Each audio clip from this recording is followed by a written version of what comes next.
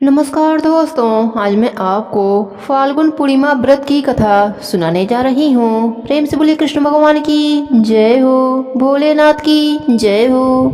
द्वापर युग में एक समय की बात है कि यशोदा जी ने कृष्ण जी से कहा, हे कृष्ण, तुम सारे संसार के उत्पन्न करता, पोषक करता, उसके संहार करता हो। आज कोई ऐसा व्रत मुझसे कहो जिसके करने से मृत्युलोक में स्त्रियों को विधवा होने का भय न रहे तथा यह व्रत सभी मनुष्यों की मनोकामना पूर्ण करने वाला हो। भगवान श्री कृष्ण कहने लगे, हे माता, तुमने अति सुंदर प्रश्न किया है। मैं तुमसे ऐसे ही व्रत को सविस्तार कहता हूँ।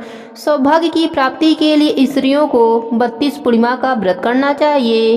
इस व्रत के करने से स्त्रियों को सौभाग्य संपत्ति मिलती है। यह व्रत अचल सौभाग्य देने वाला एवं भगवान शिव के प्रति मनुष्य मात्र की भक्ति को बढ़ाने वाला है। यशोदा जी कहने लगी, हे कृष्ण, सर्वप्रथम इस व्रत को मृत्युलोक में किसने किया था, इसके विषय में विस्तार पूर्वक मुझसे कहो। तब श्री कृष्ण जी ने अपने माता से कहा कि इस भूमंडल पर एक अत्यंत प्रसिद्ध राजा चंद्रहास से पतित अनेक प्रकार के रत्नों से परिपूर्ण कतिका नाम की एक नगरी थी। वहाँ पर धनेश्वर नाम का एक ब्राह्मण रहता था। उसकी स्त्री अति सुशील रूपवती थी। दोनों ही उस नगरी में बड़े ही प्रेम के साथ रहते थे। घर में धन्य धन आदि की कमी न थी। उनको एक बड़ा दुख था कि उनके कोई भी संतान न थी। इस दुख से वह अत्यंत ही दुखी रहते थे। एक समय एक बड़ा तपस्वी योगी उस नगरी में आया। वह योगी उस ब्राह्मण के घर को छोड़कर अन्य सब घरों से भिक्षा लाकर भोजन किया करता था। रूपवती से वह भिक्षा नहीं लिया करता था। उस योगी ने एक दिन रूपवती से भिक्षा न लेकर किसी अन्य घर से भिक्षा लेकर गंगा किनारे जाकर भिक्षान को प्रेम पूर्वक खा रहा था कि धनेश्वर ने योगी का यह सब कार्य किसी प्रकार से देख लिया। अपनी भिक्षा के अनादर से दुखी होकर धनेश्वर योगी से बोला, महाराज जी, आप सब घरों से भिक्षा लेते हैं परंतु मेरे घर की भिक्षा कभी नहीं लेते, इसका क्या कारण है? योगी कहने लगा, निसंतान के घर की भीख पतितों के अन्न के तुल्य होता है और जो पतितों का अन्न खाता है वह भी पतित हो जाता है।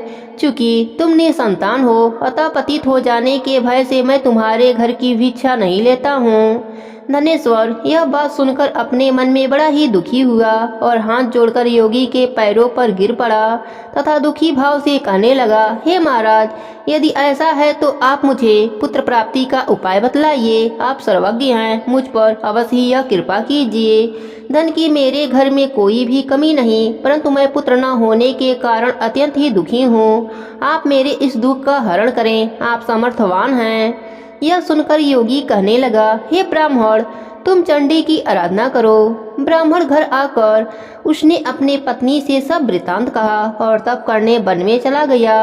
वन में जाकर उसने चंडी की उपासना की। चंडी ने 16वें दिन उसको सपने में दर्शन दिया और कहा, हे धनेश्वर, जाओ, तेरा पुत्र होगा परंतु वह 16 वर्ष की आयु में मृत्यु को प्राप्त हो जाएगा। ब्राह्मण ने हाथ जोड़कर कहा, माँ, कोई ऐसा उपाय बतलाइए जिससे मेरा पुत्र अल्पायु न रहे।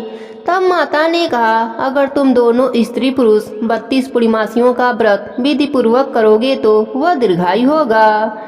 प्रातः काल होने पर इस स्थान के समीप ही एक आम का वृक्ष दिखाई देगा। उस पर तुम चढ़कर एक फल तोड़कर शीघ्र अपने घर चले जाना।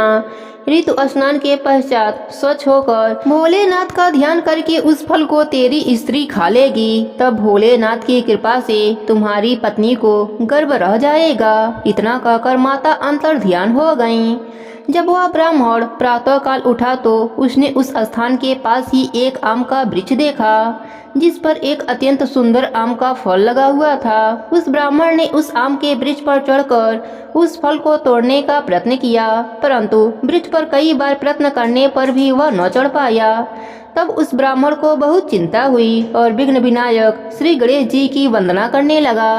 हे दयानिधे, अपने भक्तों के विघ्नों का नाश करके उनके मंगल कार्य को करने वाले, दुष्टों का नाश करने वाले, रिद्धि सिद्धि को देने वाले, आप मुझ पर कृपा करें, मुझे इतना बल दें कि मैं अपने मनोरथ को पूर्ण कर सकूं। इस प्रकार गणेश जी की प्रार्थना करने पर उनकी कृपा से ब्राह्मण वृक्ष पर चढ़ गया और उसने एक अति सुंदर आम का फल देखा। उसने विचार किया कि जो वरदान से फल मिला था वह यही है और कोई फल दिखाई नहीं देता।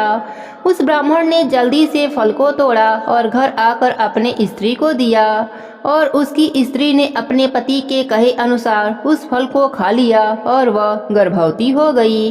देवी जी की असीम कृपा से उसे एक अत्यंत सुंदर पुत्र की उत्पत्ति हुई, जिसका नाम उन्होंने देवी दास रखा। माता पिता के हर्ष और शोक के साथ वह बालक शुक्ल पक्ष की चंद्रमा की भांति अपने पिता के घर में बढ़ने लगा। भवानी की कृपा से वह बालक बहुत ही सुंदर, सुशील और विद्या पढ़ने में बहुत ही निपुण हो गया। दुर्गा जी की आज्ञा अनुसार उसकी माता ने पूर्णिमा का व्रत रखना आरंभ कर दिया था, जिसके फलस्वरूप उसका पुत्र बड़ी आयु वाला हो जाए। 16वां वर्ष लगते ही देवी दास के माता पिता को बड़ी चिंता हो गई कि कहीं उसके पुत्र की इस वर्ष मृत्यु न हो जाए। इसलिए उन्होंने अपने मन में विचार किया कि यदि यह दुर्घटना उनके सामने हो गई तो वह कैसे सहन कर सकेंगे।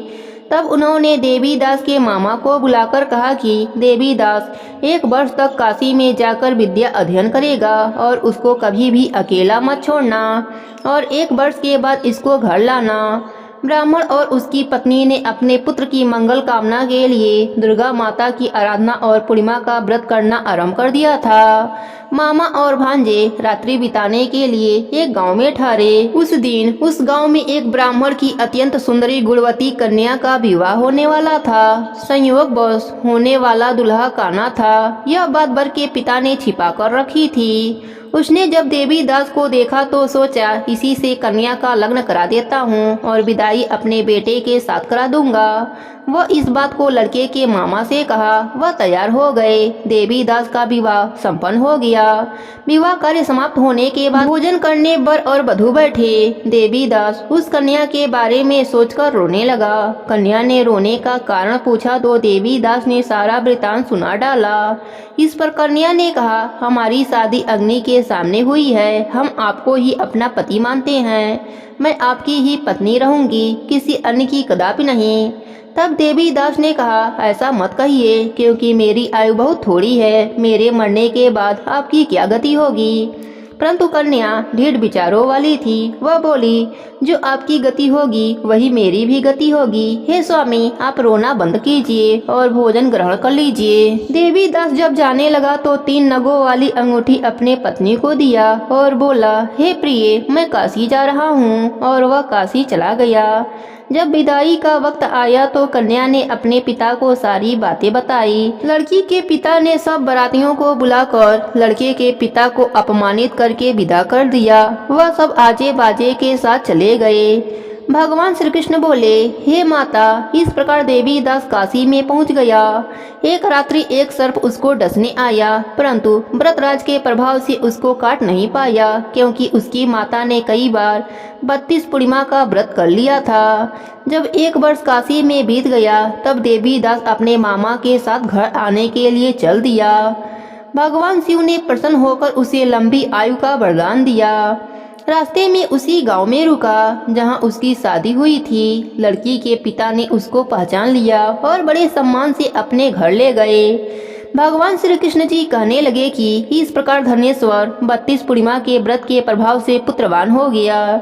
जो भी स्त्रियां इस व्रत को करती हैं वे जन्म जन्मांतर में वैधर्भ का दुख नहीं भोगती और सदैव सौभाग्यवती बनी रहती हैं। यह मेरा वचन है, इसमें कोई भी संदेह नहीं।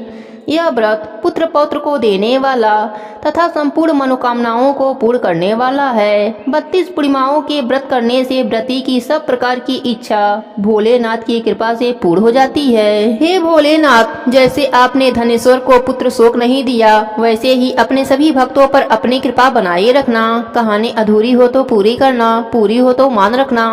प्रेम से बोले भोलेनाथ की जय हो, कृष्ण भगवान की जय हो, फाल्गुन मास की जय हो।